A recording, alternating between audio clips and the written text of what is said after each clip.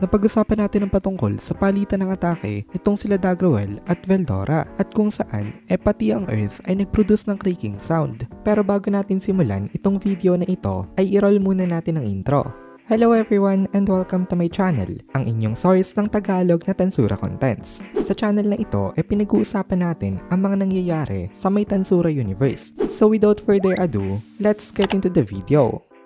Nag-upload na nga pala guys ang Kohay PH ng Tagalog na solo leveling. Kaya kung gusto mo makapanood ng Tagalog solo leveling contents, bisitahin nyo ang Kohay PH. Link in the description. So kailangan nga mag-create nitong si Veldora ng opening. Katulad daw ng Kuzushi ng Judo, importante daw na i-secure mo muna na ikaw ang unang magkaroon ng advantage. Hindi daw dapat na ginagamit ang lahat ng lakas sa simula pa lang ng battle. Ngayon, evenly matched pa itong Storm Dragon at itong God of Destruction. Kung sino daw sa dalawang to ang mauuna magmadali na tapusin itong kanilang battle, yun daw ang matatalo. Pero since si Veldora nga ito, hindi siya nakinig sa kanyang sariling advice at umatake agad siya ng umatake. Tumawa uli ng malakas itong si Veldora, tapos ginamit niya naman ang kanyang wing blade. Gumawa itong si Veldora ng ilang clones niya, pero hindi ito katulad nitong kanyang split body. Hindi ganun kasynchronize itong atake nitong mga clones na ito, at hindi rin nakasync ang kanilang mga consciousness ng maayos. Pero para masolusyonan yung problema niya na yun,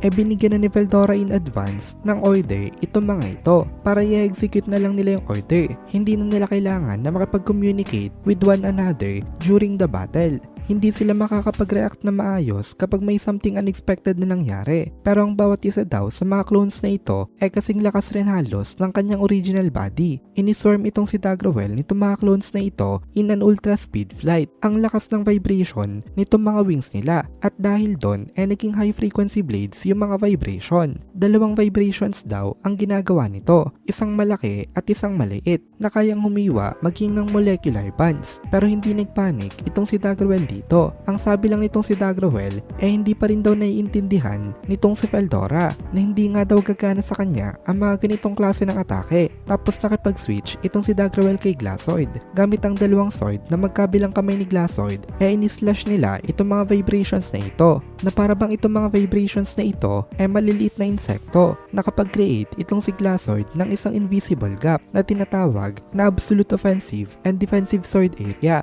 at ang mga clones itong si Veldora na pumasok sa may area na ito nawasak ng sword nitong si Glassoid. At ngayon natapos na sila sa defense, hindi nagpatumpik-tumpik itong si Dagrawel, at ginamit niya naman ang side nitong si Fen. Then ginamit nitong si Fen ang kanyang binding chains, itong kanyang weapon na Gleipnir na maging gods daw kayang maibind. Gamit ito sinubukan niyang i-capture itong si Veldora. Nagulat itong si Veldora sa may lakas nitong chain na ito. Dahil sa pagkakabound itong si Veldora dito nawala ang kanyang mga clones at ang kanyang body na lang ang natira. Tapos sabi nitong si Dagrawel sa kanya sinusubukan pa daw siyang i-deceive nitong si Veldora sa pamamagitan ng paggamit nitong mga clones. Pero unfortunately daw hindi daw yung gagana sa kanya, kasi napakadali daw para sa kanyang true eye na makita ang kanyang tunay na nature. Itong true eye nitong si Dagrawel capable na ma-detect kung sino sa mga clones ang merong pinakamataas na magical energy without any difficulty. Kaya kahit gaano pa daw karaming clones ang gamitin nitong si Veldora, meaningless daw ito in the face of the true eye. Pero biglang may unexpected na nangyari, dahil ang body nitong si Veldora na na-capture nitong side nitong si Fen biglang nag-disappear into black mist, at immediately after that nakarinig itong si Dagrawel ng isang malakas na tawa, at sabi niya dito at last daw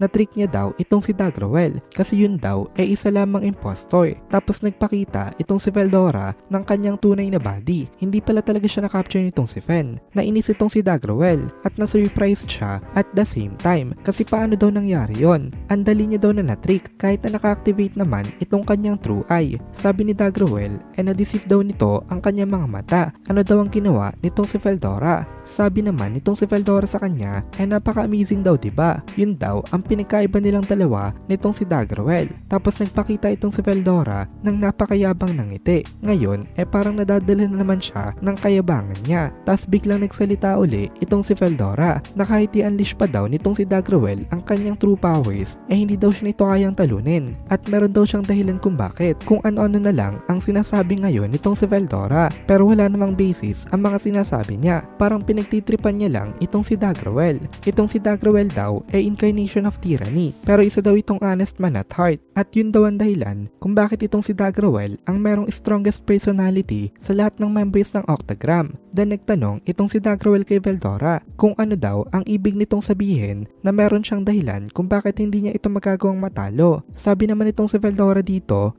hindi lang naman daw kasi itong si Dagrawel ang lumakas, pati siya daw ay lumakas significantly kaya hindi na daw siya pwedeng i-treat nitong si Dagrawel na parang katulad pa rin siya ng dati. Actually napakasabaw nitong sagot nitong si Veldora dito. Wala talaga itong sense pero talaga palang naniniwala itong si Veldora ngayon na hindi siya matatalo nitong si Dagrawel dito.